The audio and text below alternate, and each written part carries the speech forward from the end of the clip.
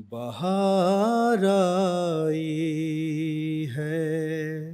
اس وقت خزاں میں۔ بسم اللہ الرحمن الرحیم۔ السلام علیکم ورحمۃ اللہ وبرکاتہ۔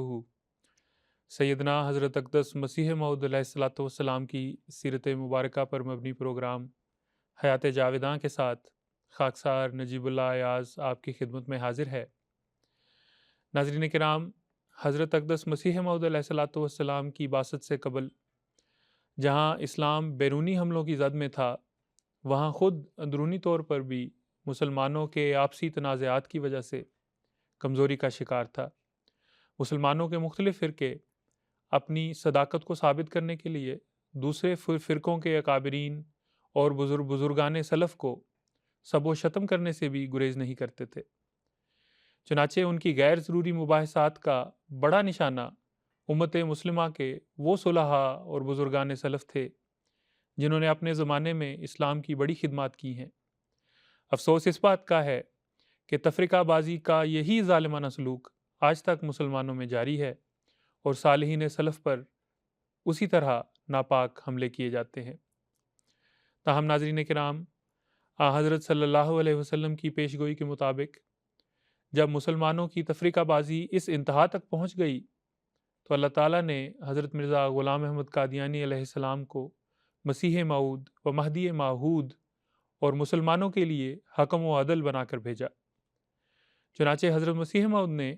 جہاں اور باتوں میں امت مسلمہ کی اصلاح فرمائی اور ان کے تنازعات کا فیصلہ فرمایا، وہاں اپنے اسوے سے اکابرین دین کے ادب و احترام کو بھی دلوں میں زندہ کرنے کی تعلیم دی۔ آج ہم اپنے پروگرام میں حضرت اقدس مسیح موعود علیہ الصلوۃ والسلام کے اکابرین ملت اسلام کا احترام کرنے اور اس بارے میں آپ کی تعلیمات پر بات کریں گے، جس میں میرے ساتھ مکرم فرحان حمزہ قریشی صاحب اور مکرم عبد النور عابد صاحب شریک گفتگو ہوں گے۔ مکرم فرحان حمزہ قریشی صاحب، مسلمانوں میں تفرقہ بازی کی بنیاد پر جو بزرگان سلف کی شان میں جو گستاخیوں کا سلسلہ تھا، حضرت مسیح موعود علیہ الصلوۃ والسلام نے اس کی روک تھام کے لیے صحابہ کرام، اولاد رسول، ائمہ اربعہ، مجددین ملت، ائمہ اہل سنت اور اہل تشیع وغیرہ جتنے بھی بزرگان سلف تھے، پرانے بزرگان تھے، ان کو صالح اور تقوی شعار بزرگان کے طور پر حضور نے تسلیم فرمایا اور حضور نے اس کی تعلیم دی، اور حضور نے ان کی شان میں کسی قسم کی گستاخی کرنے یا ان کے عزت و احترام میں کسی قسم کی کمی نہ کرنے کی حضور نے تعلیم دی ہے۔ جی بالکل نجیب صاحب، اور اگر ہم دیکھتے ہیں اکابرین ملت اسلام میں صحابہ کرام رضی اللہ عنہم کا بہت بڑا مقام ہے، اور حضرت مسیح موعود علیہ السلام نے صحابہ کی جا بجا اپنی تحریرات میں، اپنے ملفوظات میں اصل ان کا مقام و مرتبہ بیان فرمایا ہے اور ان کی فضیلت بھی بیان فرمائی ہے۔ چنانچہ میں آپ کی خدمت میں ایک اقتباس حضرت مسیح موعود علیہ السلام کے ملفوظات سے پیش کرنا چاہوں گا۔ حضور فرماتے ہیں: صحابہ کرام رضوان اللہ علیہم اجمعین حضرت صلی اللہ علیہ وسلم کی سیرت کے روشن ثبوت ہیں۔ اب کوئی شخص ان ثبوتوں کو ضائع کرتا ہے تو وہ گویا حضرت صلی اللہ علیہ وسلم کی نبوت کو ضائع کرنا چاہتا ہے۔ بس وہی شخص حضرت صلی اللہ علیہ وسلم کی سچی قدر کر سکتا ہے جو صحابہ کرام کی قدر کرتا ہے۔ جو صحابہ کرام کی قدر نہیں کرتا وہ ہرگز حضرت صلی اللہ علیہ وسلم کی قدر نہیں کرتا۔ وہ اس دعوے میں جھوٹا ہے اگر کہے کہ میں حضرت صلی اللہ علیہ وسلم سے محبت رکھتا ہوں، کیونکہ یہ کبھی نہیں ہو سکتا کہ حضرت صلی اللہ علیہ وسلم سے محبت ہو اور پھر صحابہ سے دشمنی۔ پھر حضرت مسیح موعود علیہ السلام اپنے منظوم کلام میں صحابہ کی تعریف بیان کرتے ہوئے فرماتے ہیں کہ ان الصحابۃ کلہم کذکائی قد نوروا وجہ الورا بدیائی، یعنی رسول اللہ صلی اللہ علیہ وسلم کے صحابہ سب کے سب روشن سورج کی طرح تھے اور انہوں نے اپنے نور سے دنیا کو منور کر دیا۔ پھر نجیب صاحب، اکابرین ملت اسلام میں آل رسول صلی اللہ علیہ وسلم بھی شامل ہیں، اور حضرت مسیح موعود علیہ السلام نے ہمیشہ سادات کا احترام قائم فرمایا۔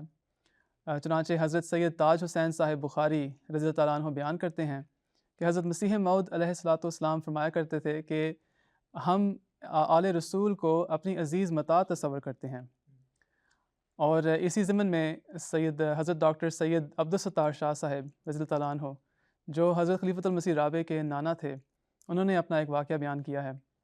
وہ کہتے ہیں کہ ایک دفعہ حضور باغ میں تشریف فرما تھے ایک چارپائی پر، اور 2 چارپائیاں اور بھی تھیں، وہاں پر دوسرے صحابہ تشریف رکھتے تھے اور حضور تقریر فرما رہے تھے۔ تو کہتے ہیں کہ میں آیا تو جگہ نہیں تھی اوپر چارپائی پر، تو میں نے زمین پر بوری ایک تھی، تو میں بوری پر بیٹھ گیا۔ تو حضور کی نظر دوران تقریر میرے اوپر پڑی، تو حضور نے اچانک فرمایا کہ ڈاکٹر صاحب آپ میرے پاس آ کر ادھر چارپائی پر بیٹھ جائیں۔ تو وہ کہتے ہیں کہ مجھے شرم آئے کہ میں کس طرح حضور کے پاس آ کر حضور کے ساتھ برابر ہو کر بیٹھ جاؤں،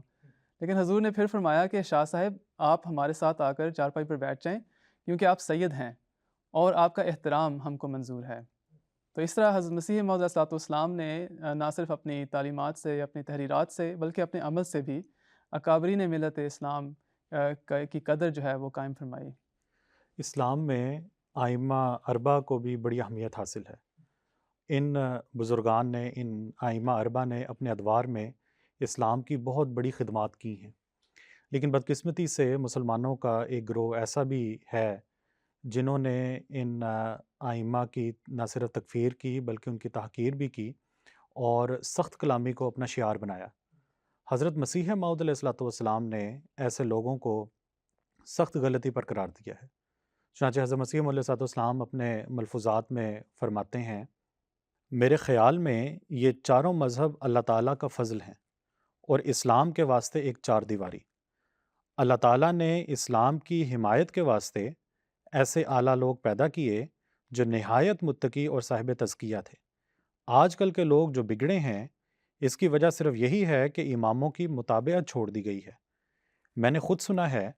کہ بعض لوگ امام ابو حنیفہ رضی اللہ عنہ کے حق میں سخت کلامی کرتے ہیں، یہ ان لوگوں کی غلطی ہے۔ چنانچہ ایک اور روایت ہمیں ملتی ہے، حضرت میر اسماعیل صاحب رضی اللہ عنہ بیان کرتے ہیں کہ حضرت مسیح موعود علیہ الصلوۃ والسلام مشہور بزرگان دین کا نام بڑی عزت سے لیا کرتے تھے اور ان کا بڑا ادب کیا کرتے تھے۔ اگر کوئی شخص کہتا یا اعتراض کرتا کہ ہم نے فلاں بات پڑھی ہے، فلاں بزرگ نے فلاں موقع پر یہ کام کیا یا انہوں نے اس طرح کہا،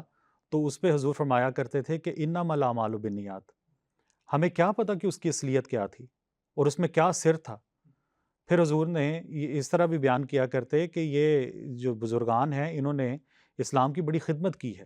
اس لیے ان پر اعتراض یا سوء ادبی نہیں کرنی چاہیے۔ جی عبدالرب صاحب، حضرت مسیح موعود صاحب کے دور میں بھی، اور افسوس کے ساتھ کہنا پڑتا ہے کہ آج کل بھی ہمیں بعض اوقات اہل تشیع حضرات کی طرف سے صحابہ کرام یا امہات المومنین کی شان میں بعض سخت کلمات سننے کو ملتے ہیں۔ حضرت مسیح علیہ الصلوۃ والسلام نے اہل تشیع حضرات کے ان متائن کا جواب تحریر فرمایا اور ایک کتاب تحریر فرمائی جس کا نام سر الخلافہ حضور نے تجویز فرمایا۔ اس میں متائن شیعہ کی حضور نے تردید بھی فرمائی، اور جو خلفائے ثلاثہ ہیں ان کی شان حضور نے اس میں بیان فرمائی۔ لیکن جواب دیتے ہوئے حضور نے کبھی بھی اہل تشیع ائمہ کی شان میں کوئی ایسا نازیبہ کلمہ حضور نے نہیں کہا۔ چنانچہ اس ضمن میں ایک واقعہ بھی ہمیں ملتا ہے کہ حضور کے ایک صحابی نے حضور کو آ کر شکایت کی کہ حضور میرے محلے میں چند شیعہ حضرات ہیں جو صحابہ کرام کی شان میں بڑی گستاخی کرتے ہیں۔ تو حضور نے بڑے خوبصورت انداز میں حضور نے فرمایا کہ ہم تو ان کے ائمہ کو راست بازی سمجھتے ہیں، اور یہ بڑی بدقسمتی کی بات ہے کہ وہ دوسرے راست بازوں کی شان میں گستاخی کرتے ہیں۔ پھر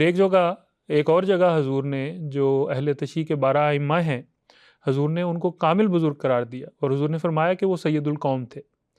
تو حضور نے گو کہ اہل تشیع کے متائن کا جواب حضور نے دیا، لیکن حضور نے کبھی بھی اہل تشیع ائمہ کی شان میں کسی قسم کی گستاخی یا کسی قسم کے نازیبہ الفاظ ان کی شان میں نہیں کہے۔ نجیب صاحب، حضرت مسیح موعود علیہ الصلوۃ والسلام اپنے دل میں راست باز مسلمان حکمرانوں کی بھی بہت عزت رکھتے تھے اپنے دل میں، اور ان کی قدر کرتے تھے۔ چنانچہ ایک واقعہ حضرت مرزا بشیر الدین محمود احمد صاحب رضی اللہ تعالیٰ عنہ بیان کرتے ہیں کہ ایک دفعہ ہمارے دروازے پر ایک کتا آ گیا اور حضور اندر کمرے میں تھے، تو میں باہر تھا، تو میں نے کتے کو اشارہ کر کے کہا ٹیپو ٹیپو، تو حضور باہر تشریف لائے اور حضور ناراض تھے، اور حضور نے فرمایا کہ تمہیں شرم نہیں آتی کہ انگریزوں نے تو دشمنی کی وجہ سے اپنے کتوں کے نام جو ہیں ٹیپو سلطان کے نام پر، جو ایک صادق مسلمان تھے، ان کے نام پر رکھے ہیں، تو تم یہ حرکت کیوں کرتے ہو، ان کی نقل کرتے ہو؟ تو حضور نے سختی سے فرمایا کہ آئندہ کبھی ایسی حرکت نہ کرنا۔ تو حضرت مسلم موعود رضی اللہ تعالیٰ عنہ فرماتے ہیں کہ اس دن سے میرے دل میں ٹیپو سلطان کی اہمیت اور ان کی محبت جو ہے وہ دل میں راسخ ہو گئی، اور اس واقعہ سے ہمیں حضرت مسیح موعود علیہ السلام کی قومی اور دینی حمیت کا بھی اندازہ ہوتا ہے کہ کس قدر آپ کے دل میں مسلمانوں کی محبت اور ان کی قدر تھی۔